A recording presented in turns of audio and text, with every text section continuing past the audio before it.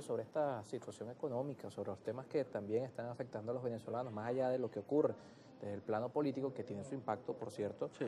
ya lo hemos hablado en varias oportunidades acá con otros entrevistados, que por supuesto el clima de incertidumbre o de expectativas sobre lo que puede pasar en los próximos días en nuestro país lleva a que los inversionistas, bueno, se piensen si hay que invertir o no. El presidente dice que están abiertas las puertas para las inversiones, tanto internacionales como nacionales, pero bueno, la coyuntura, por supuesto, siempre se evalúa cuando se va a invertir. Y un tema clave es el tema cambiario, sobre todo para las inversiones internacionales, que quien pone capital acá, luego le toca, bueno, recuperar ese dinero, y en ese sentido, hablábamos antes de ir a la pausa, de esa situación que se da con el tipo de cambio oficial. Estamos viendo que todos los días, por lo menos un bolívar, varía el tipo de cambio, y algunos analistas dicen lo que estamos viendo es una devaluación en corrida, es decir, el gobierno está corriendo el tipo de cambio hasta llegar a hasta un monto que sea ya la corrección. Algunos dicen que va a llegar a 200, que ese es más o menos el punto de equilibrio, pero lo cierto es que parece ser una política de Estado, o algunos lo perciben así. Sí, yo he visto proyecciones y cálculos incluso que puede cerrar el año en 222 más o menos. Y el crowding peg, la política de deslizamiento, es una política en tema cambiario. El tema cambiario en cualquier parte del mundo es uno de los drivers, como decimos nosotros. ¿Por qué? Porque cuando tienes un tipo de cambio sobrevalorado, subvalorado, comienzan los países a hablar del tema de qué tan bueno, qué tan malo es importar o exportar, si las importaciones están caras o no están caras. Y por eso aguas adentro los países no se desarrollan o se desarrollan en unas u otras industrias. Eso Claro. fue lo que pasó en algún momento con China, lo que está pasando con Estados Unidos. El tema de los aranceles está tratando de hacer que Estados Unidos se desarrolle hacia adentro, pero eso es imposible. Cualquier economía tiene ventajas competitivas y comparativas. Lo cierto está en que Venezuela es tierra virgen para la mayoría de las inversiones y el desarrollo empresarial, pero tienes que dar las condiciones. Mira, aquí lo hemos hablado ya varias veces, ya casi 6 años hablando de ese tema en particular, la reforma del decreto con rango, valor y fuerza de ley de mercado de valores. Y muchas veces cuando haces la pregunta a algún conocido, a algún amigo en altas instancias gubernamentales, te dice, es que hay otras prioridades. Entonces yo creo que todos los venezolanos deberíamos conocer cuáles son esas prioridades en el área y en materia económica específicamente. Porque los tiempos políticos, como tú bien lo has dicho y como bien conoces, quizás no transcurren en el mismo tiempo, bajo las mismas necesidades de lo que es los tiempos económicos. Claro. Bill Clinton no lo sacan de su presidencia, con todo y que se comprobó que mintió, porque fue el presidente que tuvo mejor desempeño económico en años en Estados Unidos. Y fue la bandera de su campaña. Y uno de sus asesores le decía, la economía, estúpido, la economía. Hoy día podemos ver cómo Donald Trump perdió la primera reelección, lastimosamente no perdió esta segunda, pero en aquel momento fue por el COVID y el mal manejo económico más allá de la pandemia. Pero ¿cómo estamos en este momento? ¿Cómo está Estados Unidos? Hay desequilibrios en los mercados de capitales. ¿Por qué? Porque hay demasiado temor a lo que va a pasar con las tasas en Estados Unidos, las tasas de interés, hay un crecimiento del desempleo, hay un crecimiento débil de la economía. Entonces, el único país que parece que no sucede nada en tanto y en cuanto en lo económico es en Venezuela. El tema del tipo de cambio nos afecta a todos, porque de alguna u otra manera los salarios y los gastos venían, o las bonificaciones venían indexados. Claro. Pero cuando se abre esa brecha o ese desequilibrio que comenzamos a ver en el tipo de cambio, que estuvo estable por más de 14 meses hasta el 2024, a partir de junio, julio del 2025 comenzó ese desequilibrio. Y también podemos entenderlo, el tema bisagra, con el decremento de los ingresos por el tema petrolero. Muchos otros analistas me dirán, pero es que Chevron nunca se fue. Bueno, muy bien, pero de alguna u otra manera parte también del petróleo de Venezuela se ha tenido que vender a precios de descuento porque estamos sancionados. Eso también tenemos que tenerlo claro. Pero cuando yo voy al supermercado, no le digo al señor que está en la caja, ¿verdad, Ita? Lo que no le decimos a los que integran ANSA, no le decimos a nuestros queridos amigos lusitanos en su mayoría, hoy día árabes, no le decimos, es que te puedo pagar 30 o 40% menos porque estamos sancionados. Entonces, dentro de este esquema, muy humildemente siempre sugiero al Ejecutivo Nacional que busquemos los caminos.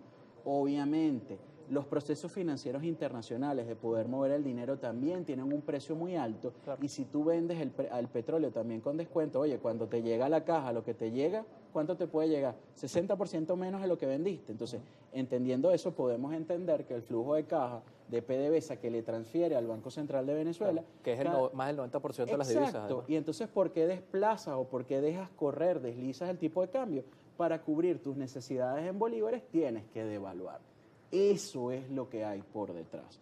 Ahora bien, cuando se conversa con los empresarios o los que analizamos y asesoramos empresas, oye, también nos preocupa hasta dónde podemos llegar. Se decía hace unos años, cuando el dólar llegue a 100 en Venezuela, cuando llegue a 150, ¿qué tal si multiplicamos 158, más o menos que cerró ayer, por cuántos ceros es que hemos tenido en Venezuela con reconversiones? 6, 8. Multipliquen la tasa de cambio de hoy por 8 ceros hacia la derecha y les da un tipo de cambio bastante interesante, ya casi en miles de millones de bolívares de los de hace 10, 20, 15 años. Ese tipo de cosas, más allá de explicar lo que ya vemos y la rumorología, lo que vemos que puede pasar con Venezuela, lo que quieren hacer, porque somos un país rico en recursos, no rico en platica, porque nuestras industrias necesitan demasiada inversión de capital para poder decir que somos un país rico. ¿Qué pasa con esos países como Noruega, con el fondo soberano más grande del mundo, que se dedicaron a recoger plata, y un país árabe también a recoger platica, Qatar, los Emiratos? Noruega también es un país petrolero para... Exacto, entonces, oye, yo creo que hay que terminar de replantear esa estrategia, cuáles son las líneas estratégicas, que sí, que estamos creciendo hacia adentro, que estamos el 90% de lo que está en los anaqueles es producción nacional, eso hay que celebrarlo, eso está maravilloso. Pero realmente, tú que en tu otra vida, después que te quitas el fuego aquí, estás en el agro. ¿Qué tal te va a ti en el agro? ¿Qué tan fácil o qué tan difícil es estar en el agro? Eso es importante. ¿Qué políticas hay para que tú consigas financiamiento en este momento?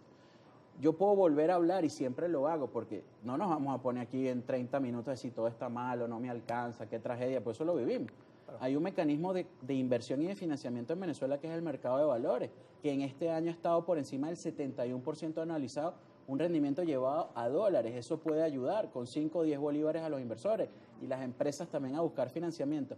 Pero ¿hasta dónde es mi nivel óptimo de deuda? ¿Hasta dónde puedo llegar a tener yo financiamiento? Ese tipo de cosas, yo creo ya quizás para el próximo periodo legislativo que inicia el 5 de enero del 2026, debe ser tema bandera y tema cabeza de playa para iniciar el 2026 con reformas, con análisis legal, o sea, claro, la armonización tributaria. Buscar de alguna manera alternativas, porque el argumento del Estado y de quienes están acá en el programa siempre, que vienen como voceros del PSUV y el gobierno, Jesús, bueno, dicen que no se puede corregir esta situación porque estamos sancionados, porque el país no tiene, y está sancionada, al estar sancionada la principal industria del país, no hay forma de corregir que la fuente de divisas fluya de manera normal. Entonces, bueno, ¿qué alternativas hay ante un Estado que el 90% de sus divisas está comprometido por esta situación? Mira, Irán, más de 40 años sancionado, y nadie se pone a hablar acá de cómo está la economía en Irán. ¿Cuántas industrias, más de 239, se han desarrollado a través de financiamiento interno, a través del mercado de valores? Por citar un ejemplo palpable. Tú vas y ves la bolsa de Teherán y es un edificio y tú te quedas así. ¿Qué hicieron nuestros hermanos mayores de China? ¿Cómo se desarrolló China? O sea, China nunca ha tenido las mejores, digamos que variables internacionales, apertura, que Estados Unidos quiere que se desarrolle. No. China hace 26 años no tenía 1 kilómetro de red ferroviaria de alta calidad. Hoy en día, 26 años después, es el país del mundo con mayor cantidad de kilómetros de red ferroviaria de altísima tecnología. ¿Cómo han sacado los chinos entre 900 y 800 millones de personas de la pobreza? Creatividad. Y los chinos no tenían hace 26 años lo que tienes ahora, un mercado financiero altamente descentralizado y altamente tecnificado y con diversas cosas. ¿Por qué no vemos hacia adentro y tratamos esa liquidez monetaria que hay en el sistema? ¿Por qué no liberas el encaje legal y ese encaje lo condiciona y dice, vamos a la economía productiva? No es para que se volteen los empresarios y compren divisas. No, que bueno, eso queda en el anecdotario, porque documentado yo no lo he visto. ¿Sí?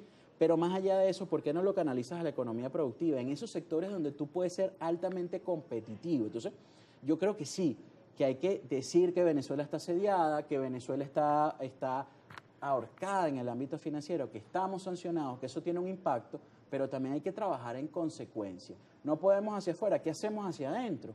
Aquí hay muchísimas potencialidades, como te lo dije. Ahorita, Luciana, que está en Margarita por lo de la Virgen del Valle, Margarita tiene un potencial descomunal, pero ¿cómo le das servicio? Claro. ¿Cómo le das tú agua? ¿Cómo le das luz? Que siguen siendo problemas graves. ¿Cómo le vamos a decir a los árabes que vengan a Venezuela y montemos un hotel de 25 estrellas? Ajá, ¿de dónde sacamos el agua? Ellos van a tener que hacer la inversión, pero entonces tú le dices, por tantos años yo te doy exenciones, yo te doy argumentos para que tú vengas e inviertas en Venezuela. Pero en esta constante choque, en esta política diplomática de micrófono donde van y vienen esos insultos, oye, las otras partes del mundo piensan que esto es Afganistán o es la Franja de Gaza. Cuando uno tiene familiares fuera, te llaman todos los días preocupados de lo que sucede acá. Entonces yo creo que hay que dar cierta estabilidad, darnos cierta estabilidad a nosotros los venezolanos, los que estamos dentro de Venezuela, para seguir construyendo y produciendo y que nos den las condiciones más acertadas y posibles en este momento. Vamos a hacer una pausa y al regreso leemos los mensajes de la audiencia. Mucha participación a través de nuestro usuario de Telegram. Recuerden que pueden escribirnos